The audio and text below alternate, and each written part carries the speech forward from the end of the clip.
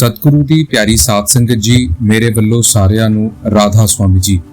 आप जी जिथे भी होगे सारे मालिक के भाने दे विच होगे, यही मैं आशा करता हाँ। A very good evening and a very auspicious Radha Soami to everybody.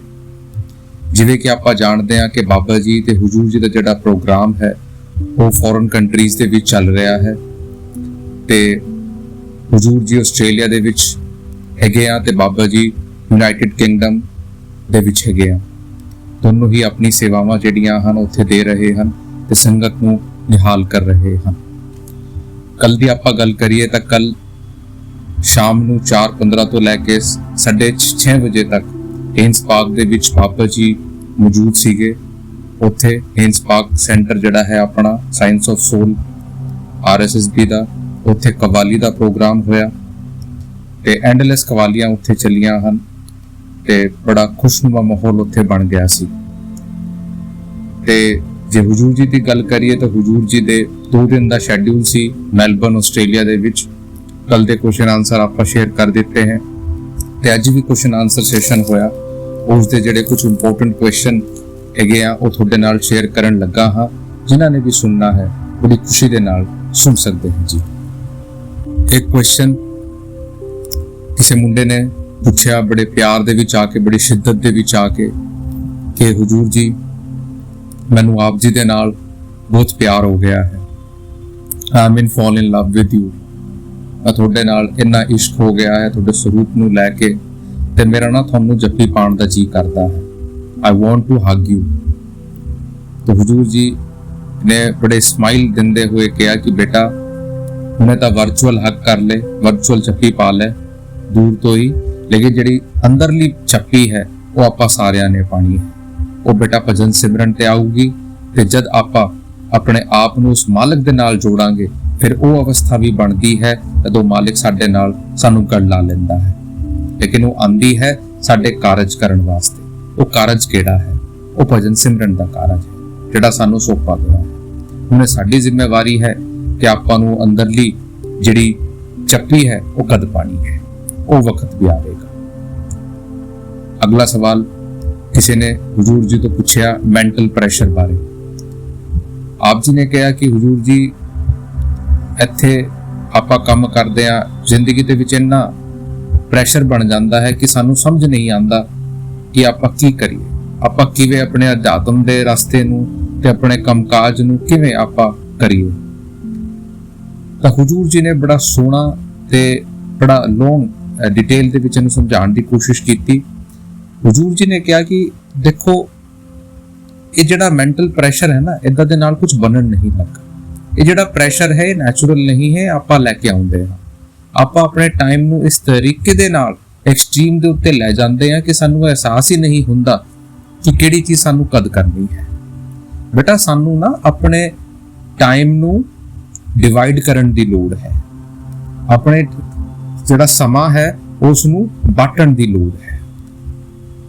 ਇੱਥੇ ਆਪਾਂ ਆਏ ਆ, ਆਪਾਂ ਇੱਥੇ ਮਿਹਨਤ ਕਰਦੇ ਆ, ਮਿਹਨਤ ਦੇ ਨਾਲ ਨਾਲ ਸਾਨੂੰ ਆਪਣਾ ਵਕਤ ਜਿਹੜਾ ਹੈ ਉਹ ਵੰਡਣ ਦੀ ਲੋੜ ਹੈ। ਆਪਣੇ ਕੰਮ ਕਾਜ ਨੂੰ ਵੀ ਵਕਤ ਦੇਈਏ ਤੇ ਆਪਣਾ ਜਿਹੜਾ ਭਜਨ ਸਿਮਰਨ ਹੈ ਉਸ ਨੂੰ ਵੀ ਵਕਤ ਦੇਈਏ। ਇਹ ਸਾਡੇ ਹੱਥ ਦੇ ਵਿੱਚ ਹੈ। ਆਪਾਂ ਓਵਰ ਥਿੰਕਿੰਗ ਕਰਕੇ ਬਹਿ ਜਾਂਦੇ ਆ, ਆਪਾਂ ਸੋਚਦੇ ਆ ਕਿ ਆਪਾਂ ਜ਼ਿਆਦਾ ਸੋਚਾਂਗੇ, ਜ਼ਿਆਦਾ ਓਵਰ ਐਕਸਪੈਰੀਮੈਂਟ ਕਰਦੇ ਆ ਤਾਂ ਆਪਾਂ ਇਸ ਦੇ ਵਿੱਚ ਫਸ ਜਾਂਦੇ ਆ। ਇਹ ਟ੍ਰੈਪ ਬਣ ਜਾਂਦਾ ਹੈ। ਯਾਦ ਰੱਖੋ ਜਿਹੜਾ ਵੀ ਆਪਾਂ ਐਕਸ਼ਨ ਚੁੱਕਦੇ ਆ ਉਹਦਾ ਫਿਰ ਇੱਕ ਰਿਐਕਸ਼ਨ ਹੁੰਦਾ ਹੈ, ਉਸ ਰਿਐਕਸ਼ਨ ਦਾ ਇੱਕ ਕਨਸੀਕੁਐਂਸ ਹੁੰਦਾ ਹੈ।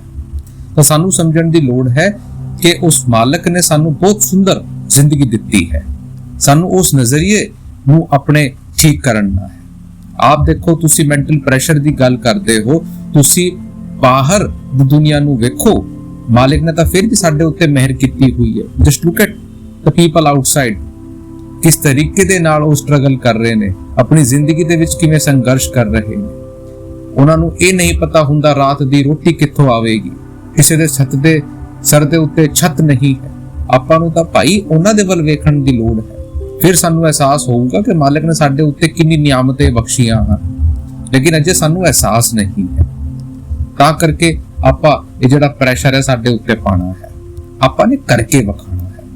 वकत नूं देइए ते सारियां चीज़ां नूं बैलेंस अप्रोच दे विच करन दी लोड़ है, फिर जरूर ਉਹ ਮਾਲਿਕ ਬਖਸ਼ਿਸ਼ ਕਰੂਗਾ। ਅਗਲਾ ਸਵਾਲ ਕਿਸੇ ਨੇ ਪੁੱਛਿਆ, ਉਹ ਟਰੱਕ ਵਰਕਰ ਸੀਗੇ ਜਿਹੜੇ ਕਿ ਟਰੱਕ ਚਲਾਉਂਦੇ ਨੇ, ਉਹਨਾਂ ਨੇ ਕਿਹਾ ਕਿ ਹਜ਼ੂਰ ਜੀ ਮੈਂ ਟਰੱਕ ਡਰਾਈਵਰ ਆ ਤੇ ਆਪਾਂ ਨੂੰ ਨਾ ਜਿਹੜਾ ਡਿਲੀਵਰੀ ਹੈ ਜਾਂ ਮਾਲ ਜਿਹੜਾ ਬਣਦਾ ਹੈ ਰੈਸਟੋਰੈਂਟ ਦੇ ਵਿੱਚ ਉਹ ਇੱਧਰ ਤੇ ਉੱਧਰ ਲੈ ਕੇ ਜਾਣਾ ਪੈਂਦਾ ਹੈ। ਸਾਡਾ ਕੰਮ ਤਾਂ ਲੋਡਿੰਗ ਅਨਲੋਡਿੰਗ ਦਾ ਹੈ, ਆਪਾਂ ਇੱਕ ਥਾਂ ਤੇ ਚੀਜ਼ ਨੂੰ ਲੈ ਕੇ ਦੂਸਰੀ ਥਾਂ ਜਾਂਦੇ ਹਾਂ।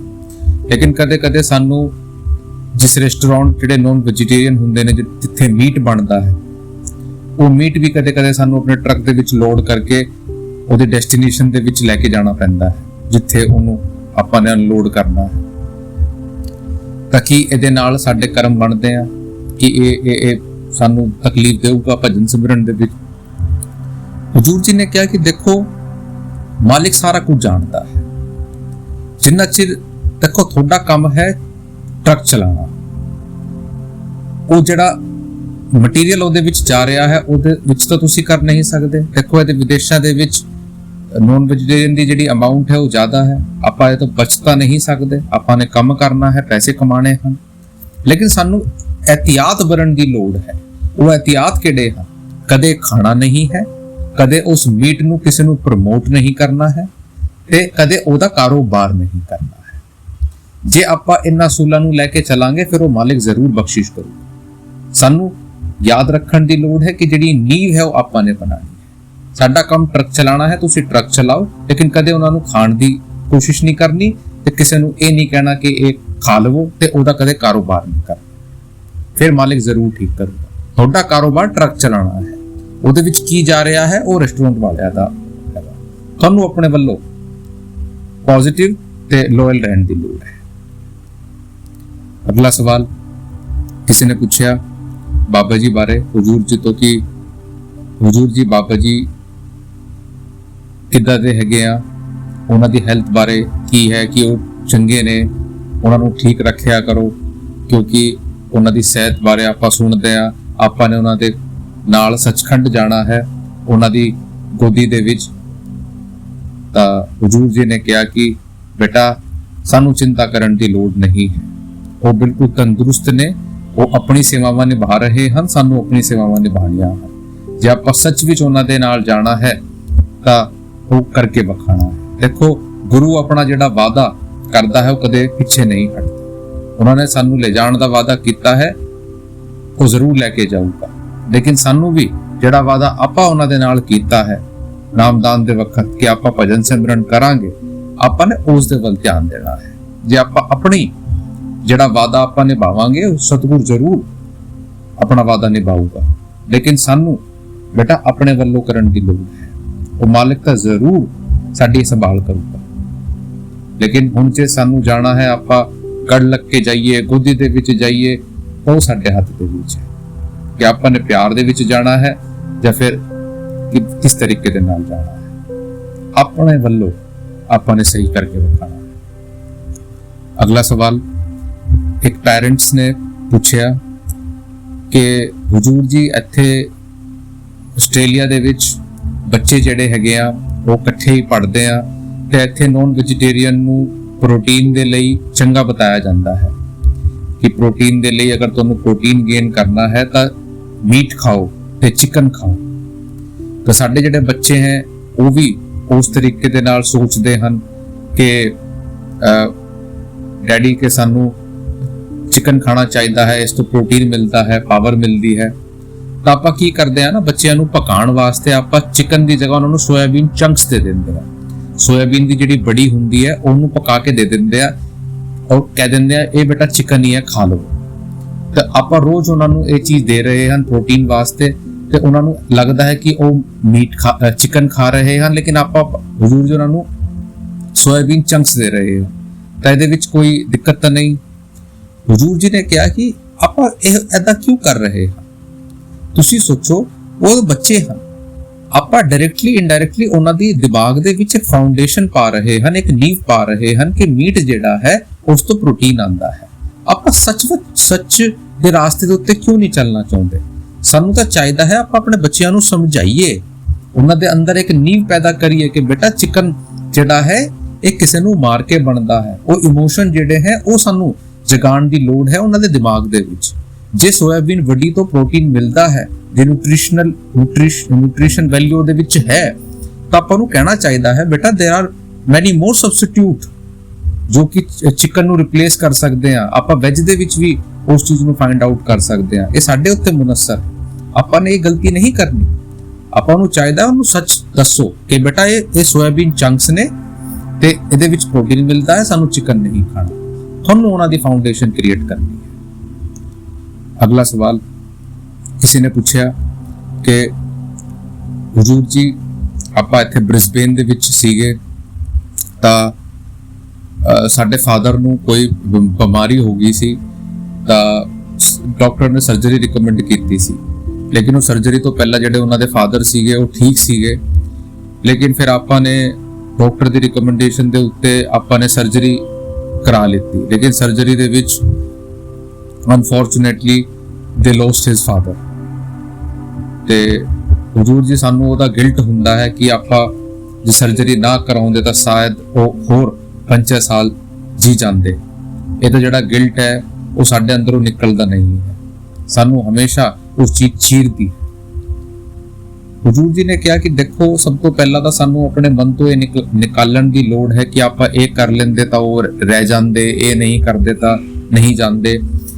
ਜੋ ਦੁਨੀਆ ਦੇ ਵਿੱਚ ਆਇਆ ਹੈ ਉਹਨੇ ਜਾਣਾ ਹੀ ਜਾਣਾ ਹੈ।